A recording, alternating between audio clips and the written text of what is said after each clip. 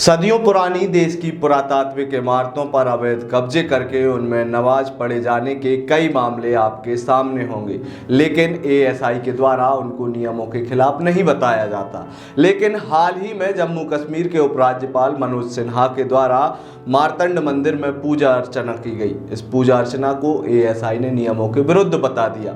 लेकिन वहीं दूसरी तरफ मध्य प्रदेश के धार जिले में स्थित भोजशाला में आज भी नमाज पढ़ी जा रही है, लेकिन शायद अब धार की भोजशाला को इन नमाजियों से मुक्ति मिलने वाली है। नमस्कार, मेरा नाम है अंकित और आप देखना शुरू कर चुके हैं आयुध।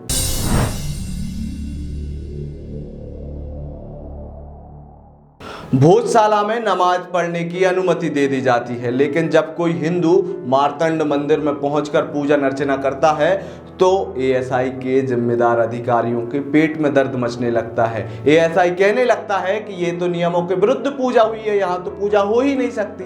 साहब, कोई हिंदू यदि अपने सदियों पुराने मंदिर में जाकर जय जय घोष कर देता है, हर हर महादेव के नारे लगा देता है, तो आपको दर्द होने लगता है। लेकिन जब किसी भोजशाला में अवैध नमाजियों के द्वारा नमाज पढ़ी जाती है तो उस पर आप मूक हो जाते हैं। लेकिन शायद अब ऐसा होने वाला नहीं है, क्योंकि मध्य प्रदेश की धार की भोजशाला इन दिनों एक बार फिर चर्चे में आई है। उत्तर प्रदेश में मथुरा और काशी को लेकर हलचल मची हुई है, तो वहीं दूसरी ओर मध्य प्रदेश में भी धार की भोजशाला को लेकर सुगबुगाहट शुरू हो गई है। मध्य प्रदेश हाईकोर्ट की इंदौर खंडपीठ के द्वारा हिंदू फॉर जस्टिस की उस जनहित याचिका को स्वीकार कर लिया गया है जिसमें साफ तौर पर मांग की गई है कि भोजशाला में अवैध रूप से चल रही इस नमाज पर रोक लगे, बाघ देवी की प्रतिमा को वापस लाया जाए और हिंदुओं को प्रतिदिन मंदिर में पूजन करने की अनुमति दी जाए। बता दें कि धार की भोजशाला का विवाद बीते कई सालों से लगातार जारी है, जिसमें जहां एक तरफ भोजशाला में मंगलवार के दिन हिंदुओं को पूजा करने की अनुमति दी गई है, तो वहीं शुक्रवार के दिन मुस्लिम समाज के लोग धार की भोजशाला में नमाज पढ़ते हैं। जानकारी के मुताबिक हाईकोर्ट के इंदौर खंडपीठ में 2 मई को यह याचिका दायर की गई थी, जिसको बुधवार के दिन हाईकोर्ट के द्वारा स्वीकार कर लिया गया। मध्य प्रदेश हाईकोर्ट की इंदौर खंडपीठ ने इस याचिका को स्वीकार करने के बाद अब पुरातत्व विभाग, केंद्र सरकार, मौलाना कमालुद्दीन ट्रस्ट सहित अन्य पक्षकारों को नोटिस जारी किया है। इस नोटिस के बाद अब आगे की सुनवाई भी की जाएगी। हिंदू पक्षकारों के द्वारा नवंबर से इस याचिका को लगाने का प्रयास किया जा रहा था, लेकिन बुधवार को यह याचिका स्वीकार कर ली गई। याचिका को स्वीकार करने के बाद से ही हिंदू समाज के लोगों में आशा की किरण जाग गई है कि एक बार फिर से उन्हें मां सरस्वती की भोजशाला में प्रतिदिन पूजन करने की अनुमति दी जाएगी। साथ ही भोजशाला में जो नमाज पढ़ी जा रही है उस नमाज पर पाबंदी लगाई जाएगी।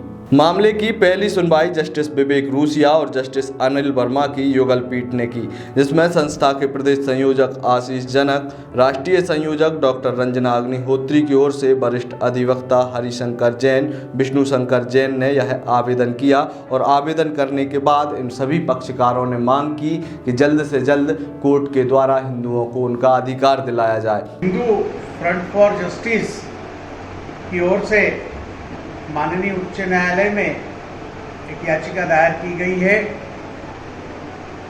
आदरणीय राष्ट्रीय अध्यक्ष डॉक्टर रंजना अग्निहोत्री जी और पूज्य श्री हरिशंकर जी जैन साहब के मार्गदर्शन में यह याचिका उच्च न्यायालय इंदौर में भोजशाला मां सरस्वती मंदिर को लेकर हमने लगाई है कि भोजशाला का पूर्ण आधिपत्य हिंदू समाज को सौंपा जाए। वहाँ पर जो नमाज होती है वो नमाज तत्काल प्रभाव से बंद की जावे और जो ब्रिटिश संग्रहालय लंदन में मूर्ति है मां वाग देवी की, उसे ससम्मान भोजशाला के गर्भगृह में स्थापित किया जाए और सभी साल के 365 दिन 12 महीने कोई एक दिन नहीं छूटे, हर दिन हिंदू समाज को वहाँ की मां सरस्वती की पूजा अर्चना हवन सबका अधिकार मिले।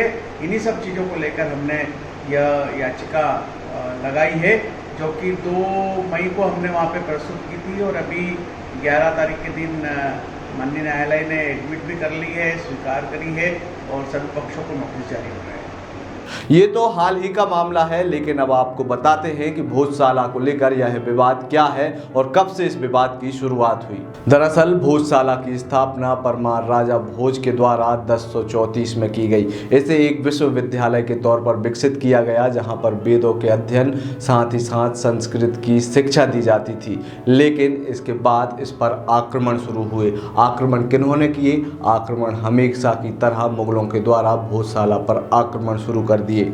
सन 1035 में भोजशाला में सरस्वती प्रतिमा स्थापित की गई।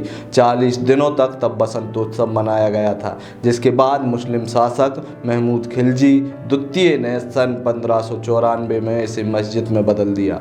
इसके बाद अंग्रेज आए। अंग्रेजों ने इसे राष्ट्रीय धरोहर तो घोषित कर दिया, लेकिन मां सरस्वती की वाग्देवी की प्रतिमा को लंदन ले गए।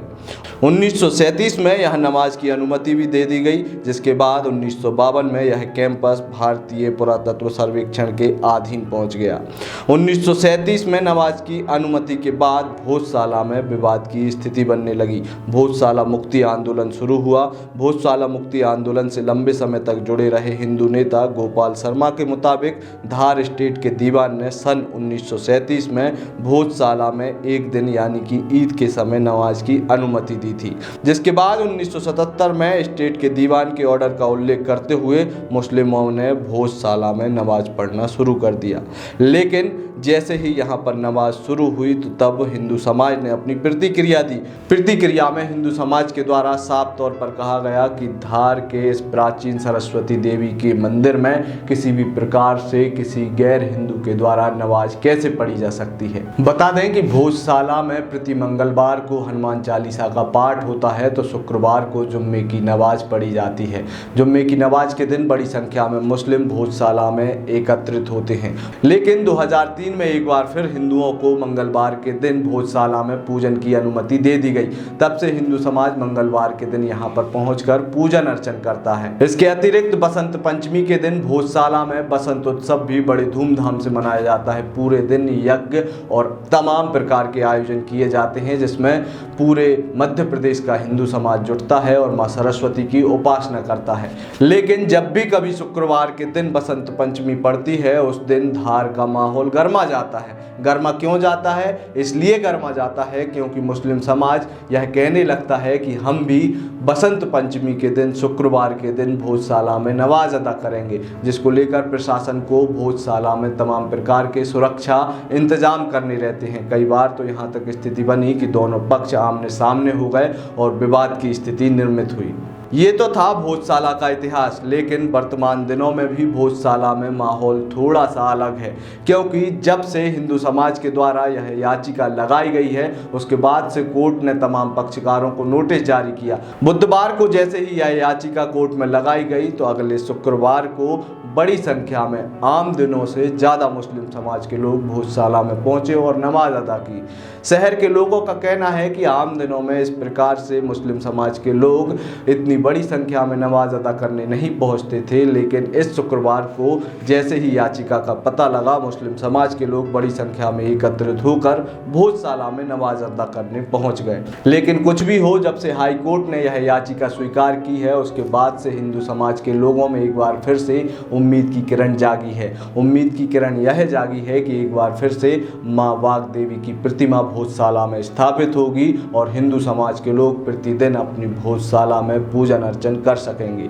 यदि आपको यह वीडियो पसंद आया हो तो इस वीडियो को अपने दोस्तों और रिश्तेदारों के साथ जरूर साझा करें। इसके अतिरिक्त आप हमें YouTube पर सब्सक्राइब करना ना भूलें और बेल आइकॉन जरूर दबाएं। इसके अलावा आप आयुध को फेसबुक, इंस्टाग्राम, ट्विटर पर भी फॉलो कर सकते हैं और इसी प्रकार के वीडियो आप तक हम पहुंचाते रहें। उसके लिए अब आप हमें आर्थिक सहयोग भी कर सकते हैं। आयुध की UPI ID और QR कोड के माध्यम से आप आयुध को आर्थिक सहयोग कर सकते हैं। बहुत बहुत धन्यवाद।